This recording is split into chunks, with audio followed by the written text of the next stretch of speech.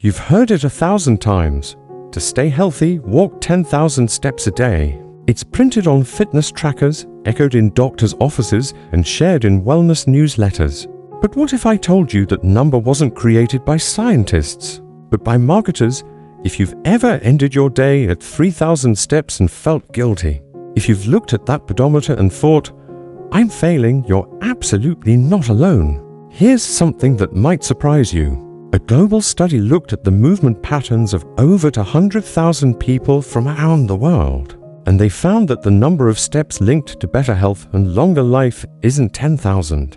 It's lower, much lower. Today, we're going to talk about what this means, especially if you're over 60 and trying to stay active without exhausting yourself, because how you move matters, and understanding your body's real needs is where confidence begins again. Let's face it, as we get older, staying active can feel harder than ever. Joints ache, energy dips. A walk around the block might feel more like a challenge than a habit. But here's the truth. Gentle, consistent movement is one of the most powerful things you can do for your health at any age. It keeps the heart stronger. It improves circulation, balances blood sugar, strengthens bones, and even protects the brain from cognitive decline. It lifts your mood, improves sleep, and helps you stay connected to your own body and to the world around you.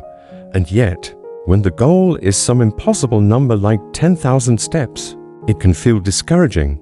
It becomes all too easy to give up before we even begin. That's why today, we're going to take a closer look at the truth behind the 10,000 step myth, and we'll discover what science actually says about how many steps you really need. Especially after 60, you see, after 60, walking isn't just about exercise. It's about keeping your balance in every sense of the word. It's about independence. It's about being able to go where you want, when you want. And it's about staying grounded in your own strength. Even when the world feels like it's speeding past you, each step isn't just a number on a screen. It's a message to your body: I'm still here. I still care. I still move. So no, you don't need to chase 10,000 steps to catch up to someone else's idea of health. You don't have to reach perfection. You just need to move a little more today than you did yesterday. This isn't about being flawless. It's about feeling strong in your own skin, clear in your own mind, and steady in your own steps. Believe it or not, it started in 1960s Japan, after the Tokyo Olympics. A marketing team created a pedometer called the Manpoke, which means 10,000 step meter. The number wasn't based on medical research. It just sounded good, easy to remember, round and motivating. Over time, it stuck. It crossed oceans, entered public health campaigns, and became a built-in goal on nearly every fitness device. Quietly, it became the standard. But here's the thing. It was never meant to be medical advice, and for many older adults, it added pressure that made movement feel like an obligation instead of something joyful. Thankfully, modern science is now setting the record straight. In one of the largest studies of its kind, researchers analyzed 57 studies across 15 countries involving more than 200,000 people, and what they found was powerful and hopeful. People who walked around 7,000 steps a day had significantly lower risks of dying from any cause. In fact, their risk dropped by 47%.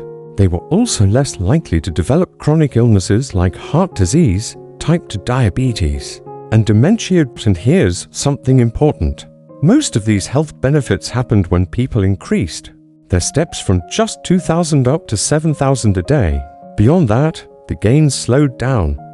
In other words, more steps aren't bad, but for most of us, they may not be necessary. For people over 60, this is incredibly encouraging, because 7,000 steps is realistic. It's something most people can build toward, and most importantly, it works. Let's make it simple. 7,000 steps is roughly 3.5 miles, or a little over 5 kilometers. At a comfortable pace, that might take about an hour to an hour and 15 minutes of walking. But here's the good news. You don't have to do it all at once. You can break it up. Take a 10-minute walk after breakfast. Do another after lunch. Walk while talking on the phone.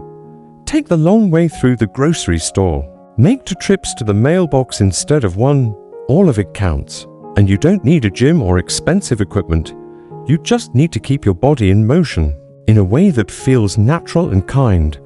Walking brings real benefits to every part of your health. For your body, it improves blood flow, keeps your joints flexible, and strengthens the muscles that help you stay balanced and steady. This is especially important for preventing falls and staying mobile. For your brain, walking increases oxygen to key areas that support memory and thinking. Some studies even suggest that regular walking can delay or reduce the risk of dementia and Alzheimer's disease. And for your mood, walking can be deeply healing.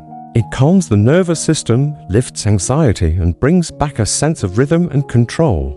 Even just 10 minutes of movement can help clear your mind and shift your day. So, while walking may look simple, its impact is anything but. If 7,000 steps sounds like a lot, that's okay. You don't have to start there. You just have to start somewhere. If you're currently walking to 1,000 steps a day, try aiming for 3,000 this week. Next week, maybe for 1,000. Give yourself time and space to grow into the habit. One helpful tip is to scatter your movement throughout the day. Don't wait for one long walk. Try walking in place during commercials. Pace around the kitchen while your tea is brewing. Step outside after each meal, even for just a few minutes. Use whatever tools help. A simple pedometer, a smartphone app, a small notepad to track your progress. Remember, the goal isn't speed or distance. The goal is consistency. You don't need to chase a number that wasn't even designed for you. This isn't about reaching someone else's standard. It's about reconnecting with your body, with your breath, with the world just outside your door. Every step you take is proof of your resilience.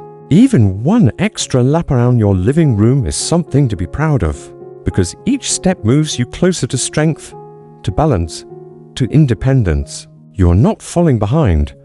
You're already moving forward. If this message helped you rethink your movement goals, share it with a friend.